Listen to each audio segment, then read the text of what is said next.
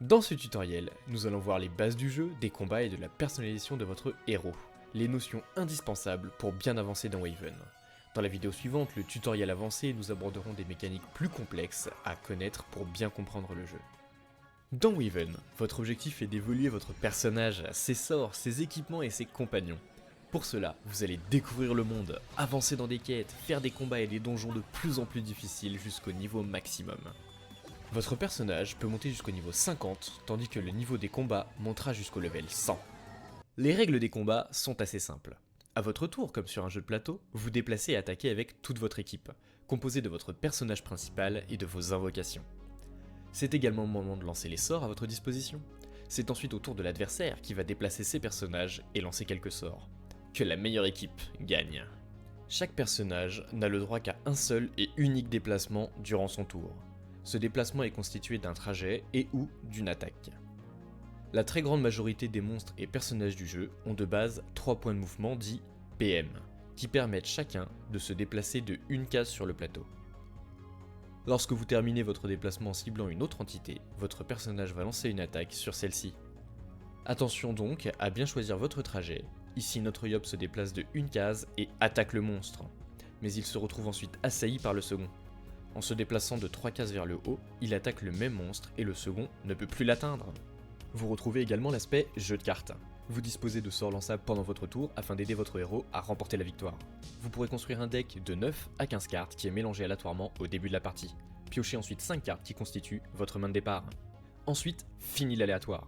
Lorsque vous jouez un sort, celui-ci retourne sous votre deck et à la fin de votre tour, vous piochez la carte située sur le dessus. Tout est donc sous votre contrôle. A vous de jouer vos cartes dans le bon ordre pour les récupérer dans le même. Jouer un deck de 9 cartes vous permet de récupérer vos sorts les plus puissants le plus vite possible. En effet, avec un deck de 15 cartes, ce sont ici 6 sorts supplémentaires qu'il y aurait au-dessus de votre carte violette, difficile de la récupérer. Alors pourquoi jouer un deck de 12 ou 15 cartes ? Simplement car vous pouvez équiper votre personnage de plusieurs équipements qui augmentent grandement sa puissance. Et certains d'entre eux vont vous octroyer des bonus extrêmement puissants, mais ne pourront être équipés à la seule condition d'avoir un deck de 12 ou 15 cartes. Alors, que choisirez-vous ? Un deck de 9 cartes avec des équipements classiques ou un deck de 15 cartes avec des équipements bien plus puissants ? En jeu, votre interface vous affiche toutes les informations nécessaires. La vie de votre héros en haut à gauche et juste en dessous les jauges élémentaires. Violet pour l'air, rouge pour le feu, bleu pour l'eau et vert pour la terre. Une ressource que vous gagnez en lançant des sorts et permettant d'invoquer des compagnons qui aident votre héros au combat.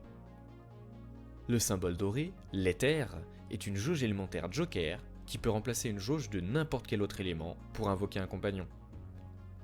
Ceux-ci sont affichés juste en dessous, avec le coût nécessaire pour les invoquer. Lorsque vous invoquez un compagnon, il dispose de quelques points de vie, d'attaque et peut attaquer une fois par tour. Une fois mort, vous ne pouvez plus le réinvoquer lors de ce combat. Notez que lorsque vous cliquez sur un personnage, vous pouvez voir sa vie et son attaque. Et en cliquant simplement n'importe où sur le terrain, vous verrez la vie et l'attaque de tous les personnages en jeu. Enfin, pour finir, en bas de l'écran, se trouve votre main qui a une taille maximum de 7 cartes. Juste en dessous se trouvent vos points d'action, dits PA, qui permettent de lancer vos sorts. Vous disposez de 6 PA par tour et les PA non utilisés ne sont pas conservés. À gauche de vos cartes se trouve un compteur appelé réserve.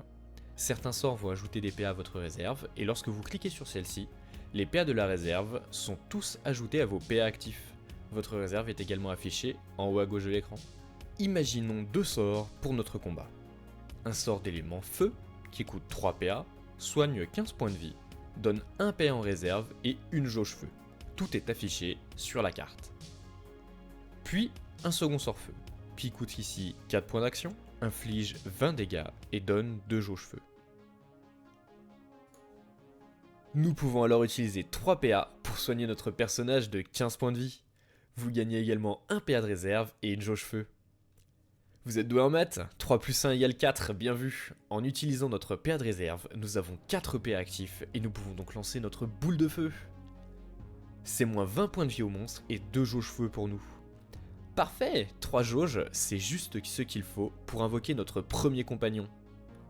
Un compagnon ne peut être invoqué qu'à un maximum de 2 cases de votre héros, mais il peut immédiatement jouer. On peut donc prendre en étau la terrible créature et en venir à bout. La victoire est nôtre. On gagne alors des kamas, de l'expérience pour faire évoluer notre héros, et potentiellement des équipements, compagnons, sorts ou même un coffre. Dans l'onglet inventaire, vous pouvez personnaliser votre héros. En plein centre, votre personnage, sa vie, son attaque, ses chances de coup critique et ses PM. Vous avez également un onglet pour changer son apparence, un autre pour afficher le détail de ses caractéristiques, et enfin sa page de compétences. A gauche, 4 emplacements d'anneaux, un familier, une broche et un brassard, qui va avoir un effet spécial sur l'attaque de votre héros. A droite, les sorts et compagnons que vous avez choisis. Pour améliorer un équipement, un compagnon ou un sort, il suffit simplement d'avoir un second exemplaire de celui-ci et de débourser quelques kamas. Ce coût financier augmente avec la rareté de l'objet. Après un certain niveau, il faudra 2 exemplaires pour réussir une amélioration, puis 3, 4 et ainsi de suite jusqu'au niveau maximum. Les équipements, compagnons et sorts disposent également d'améliorations spéciales que vous pouvez débloquer avec des runes d'équipement en violet, des compagnons en bleu et de sorts en jaune. Ces runes s'obtiennent régulièrement en avançant dans le jeu. Notez que le niveau de votre stuff ne peut pas dépasser celui de votre personnage. Lorsque vous créez un second personnage sur le même compte, il profitera du même inventaire, mais le niveau de toutes les pièces sera réduit au niveau 1 et augmentera avec votre personnage. Revenons sur la page d'inventaire. En haut à gauche, le nom et le niveau de votre personnage. Vous gagnez 5 points de compétences par niveau afin de personnaliser votre héros et pouvez les utiliser dans la page de compétences située au centre de l'écran.